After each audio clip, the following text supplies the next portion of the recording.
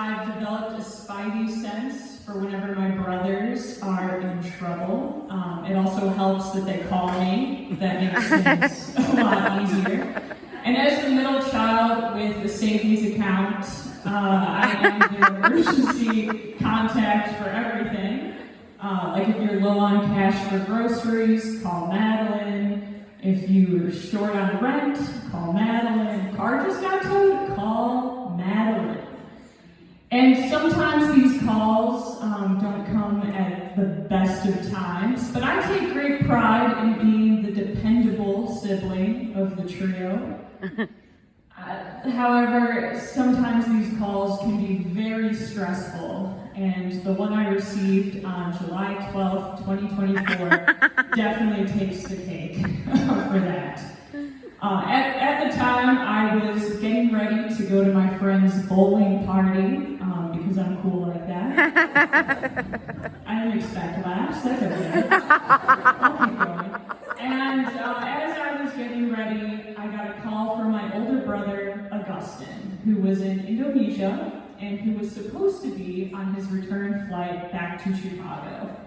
And I just knew in my gut that this was not a, hey sis, just calling to let you know how much I love you. I can't wait to come home kind of call. No, instead, knowing that fear rising within me, I immediately answered the call with, what's wrong? And my brother's voice started to tremble as he said, Mad, they're telling me there's an issue with my visa, and I have to pay $800 to board my plane. I don't have any money left over. Can you please send me some? And alarm bells immediately started going off in my head because this very much sounded like a scam I'd read on Yahoo News. So I pushed back a little bit, and I was like, wait a minute. Who's asking for how much? Can we lower the price? Can you imagine in a hostage situation involving my brothers? I'd be like, what can I get for $500?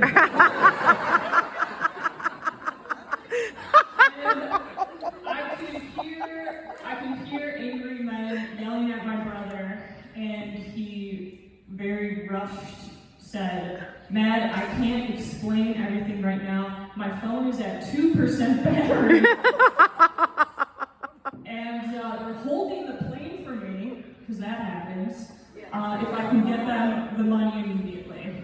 And I felt like I was in a MasterCard commercial, right? Close-up of me opening up my bank app, finding my brother's name, sending him the money, cut to my brother in the airport. He gets the money, gives it to the gate agents. They hoist him up on their shoulders and carry him down to the plane in triumph. Everybody cheers. Isn't technology a beautiful thing? And I was quickly brought back into reality when I heard my brother say, thanks, Mad. They're now taking me to, I think, an ATM machine somewhere. I'm not sure. But I'll call you as soon as I get on the plane. And again, I immediately was like, whoa, they're taking you to a secondary location? My God, I don't know. What are you doing? But of course, my pleas were met with silence because his phone had died. And now I felt like I was in the movie Taken. But my very particular set of skills involves panicking and assuming the worst.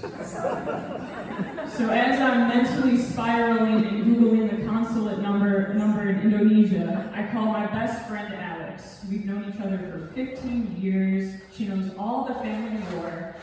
She also is very well traveled, speaks several different languages, and I low-key think she might be a spy. And she's who I want on my team if my brother was indeed just kidnapped on the phone. And in between me crying my eyes out and venting about my frustration that of course this happened to Augustin, she was able to piece together enough information to figure out his flight number, which I thought would be useful information if he was indeed kidnapped and I had to contact law enforcement. So after that call, it had been about 2 hours, and Augustin had never called me back. All my calls were going straight to voicemail, so I decided that my brother was indeed dead. He was dead, or at the very least, he was on an airport bench somewhere crying that he missed his flight. Oh. And I threw myself onto my bed, mentally prepping his eulogy, and I texted my friend, hey, I'm not going to be able to make it to bowling. A family emergency just came up. Which I thought was a softer way of saying my brother might be murdered, and I can't bowl in these conditions. And so as I'm crying, I get a call from Augustine. And he tells me that he made it safely onto his plane, and he's now waiting for a layover in Singapore. And I just had a weird mixture of emotions, because on the one hand, I was so relieved he was alive, but on the other hand, I was so frustrated that he put me through this emotional roller coaster, and I went in on him. I'm gonna be honest.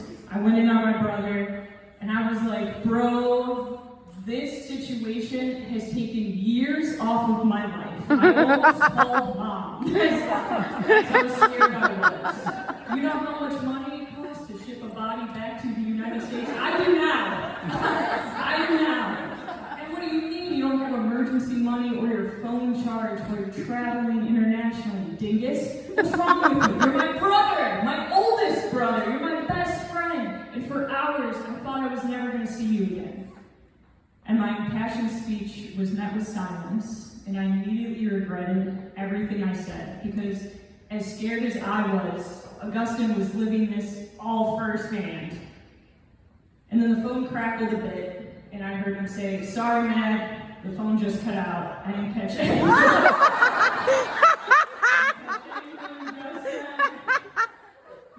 A second chance. Isn't technology a beautiful thing? And this time, I expressed how thankful I was to hear from him, and that I couldn't wait for him to be back into Chicago. And please, for the love of God, charge your phone. So what's a person to do after they've imagined their brother dying in a million different ways, only to find out he was A-OK that whole time? This girl goes bowling. Listen, thank you. That's a response. Rental shoes, $12. Bailing my brother out of Bali, $800. Scoring a personal best, 99 with bumpers. While knowing my brother's A-OK,